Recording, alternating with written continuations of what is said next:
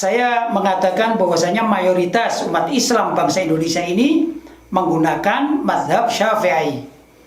Kemudian ada suatu pertanyaan, bolehkah kita meninggalkan mazhab Syafi'i kemudian beralih kepada mazhab yang lain? Tentu ya kita berada di Indonesia saat sekarang ini. Maka saya katakan demikian. Sebaiknya kita itu tetap bermazhab Syafi'i, menggunakan qaul juga di dalam mazhab Syafi'i. Apabila ada perbedaan-perbedaan pendapat, jangan sampai keluar dari mazhab Syafi'i. Maka apabila ada dua pendapat ini ya, satu di dalam mazhab Syafi'i yang kuat, sebut saja ada suatu hukum mengatakan dilarang.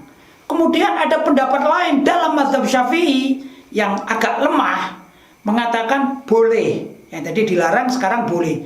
Yang qaul mu'tamad, qaul paling kuat mengatakan dilarang. Sedangkan qaul yang dhaif barangkali demikian mengatakan boleh.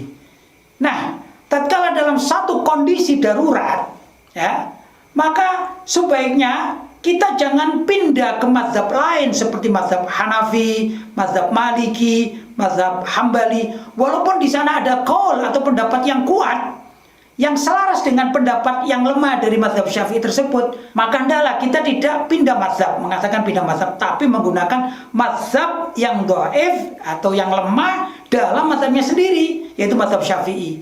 Karena kalau kita sudah bisa memahami semua aqwal atau pendapat yang ada di dalam mazhab Syafi'i, itu jauh lebih afdal daripada karena suatu kondisi tiba-tiba kita pindah mazhab.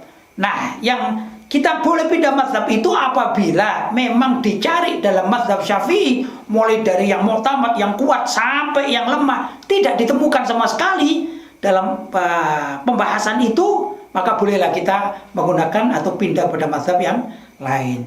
Jadi saya sarankan kita umat Islam di Indonesia, janganlah tiba-tiba kita ini beralih mazhab karena suatu pendapat dan lain sebagainya. Cari terlebih dahulu di dalam mazhab Syafi'i. Kalau masih ada pendapat itu selaras dengan apa yang kita inginkan dan dalam keadaan tertentu atau darurat, maka gunakanlah pendapat dalam mazhab Syafi'i sekalipun itu bukan pendapat yang mu'tamad yang paling kuat.